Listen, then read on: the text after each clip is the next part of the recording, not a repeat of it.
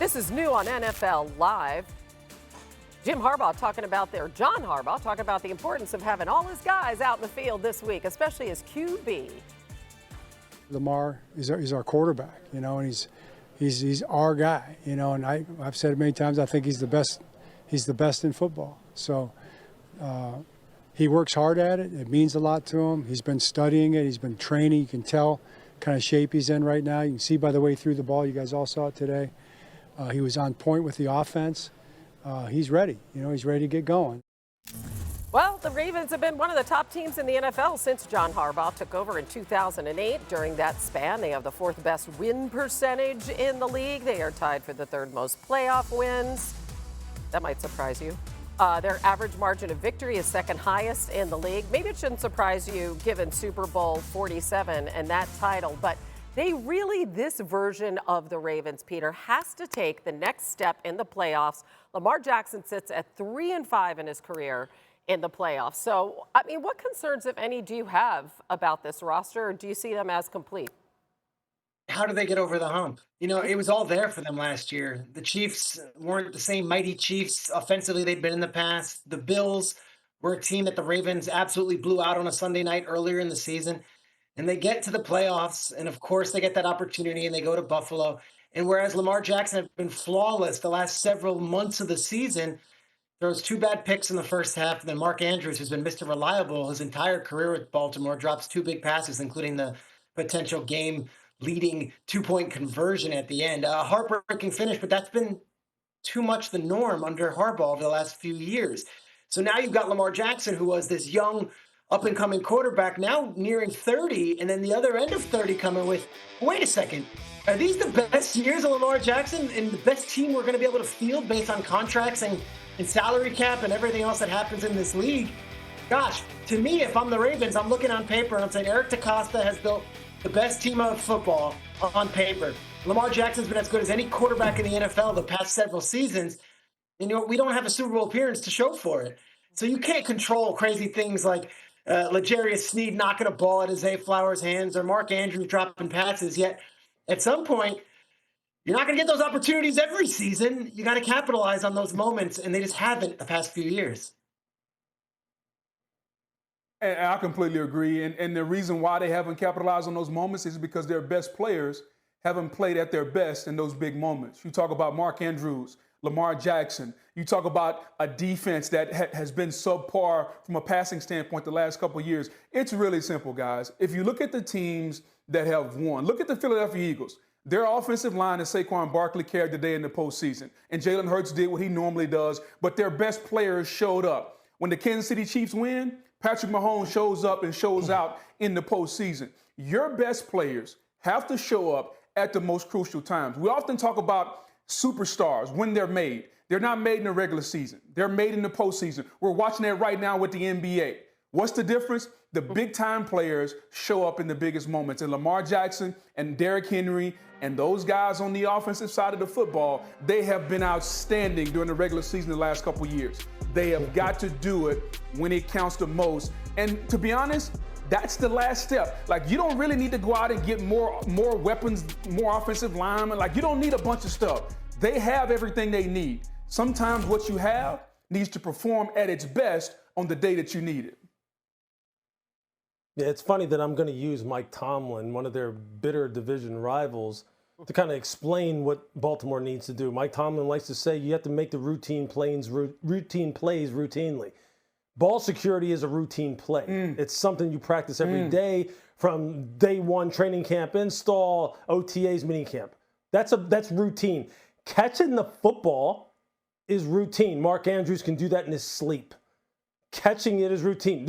All that was on that sprint right roll out there in the 2-point. All that is look the ball in. It's a little bit behind you. Get your body down, cup it in, look it in, move on. Lamar knows better than when he's trying to scramble around when he's trying to extend a play.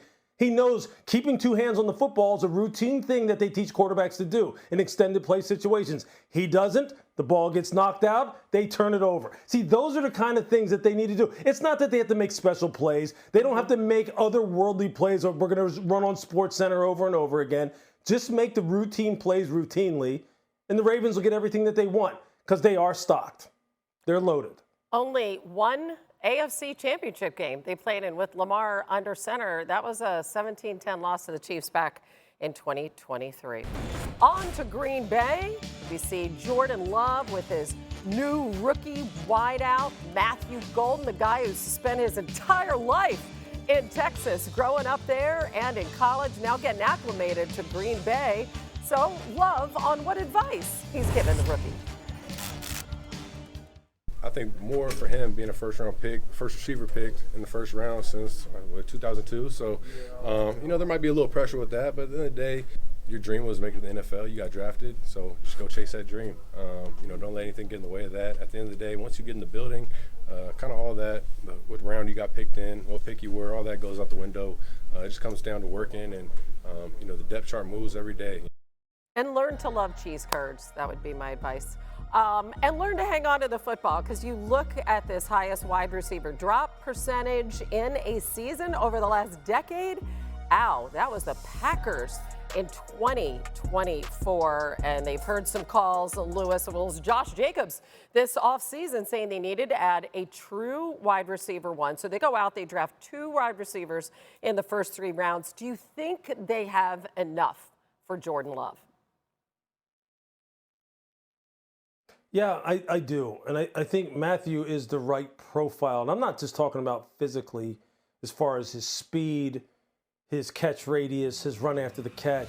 I'm talking about his work ethic and how he cares about the game. I got a chance to talk to Steve Sarkisian about Matthew before the draft. And he said, look, he is everything that you want in a teammate, especially as a wide receiver, because he's not a prima donna, he's not a diva. He's a guy who's going to do it exactly the way you teach him to do it. He's going to be available, he's going to work hard, he's going to stay extra, on top of the fact that he is just freakishly talented.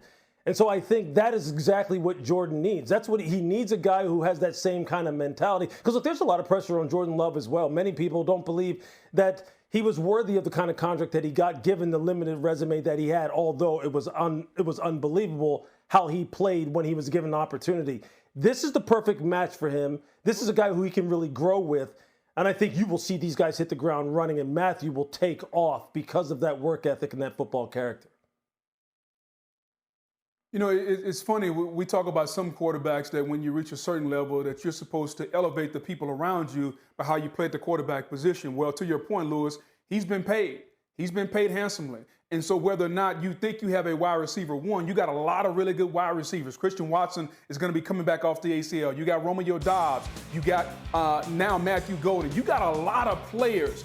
They may not be ones, but you got a lot of good tools on that team right now. And so Jordan Love, to me, the next step for him in this offense is, yeah, we know they're going to be physical and run the football, but they're going to live and die by the right arm of Jordan Love. And it's time for him to kind of take that next step. When you think about some of these quarterbacks, guys that have gotten paid, and I'm not grouping them together, but in a way they are. When you look at Tua, when you look at Trevor Lawrence, when you look at Jordan Love, all guys that have gotten paid, who's going to take that next step and ascend to stardom, ascend to being a top 5, a top 10 quarterback in football? Because everything is right there in front of them. And I think Jordan Love has an opportunity to do that this season.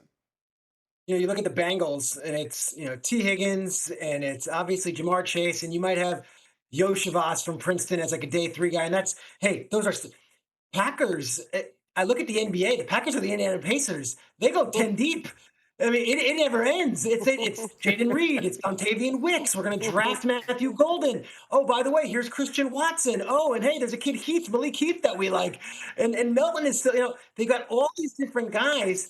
And it's like, Jordan Love, look, we're going to throw you 15 different guys, and you're going to make the most of it. But you don't have that pure 1 and 2. That said, I like Matthew Golden. I like Jordan Love. I like that they have an offensive coach, Matt LaFleur.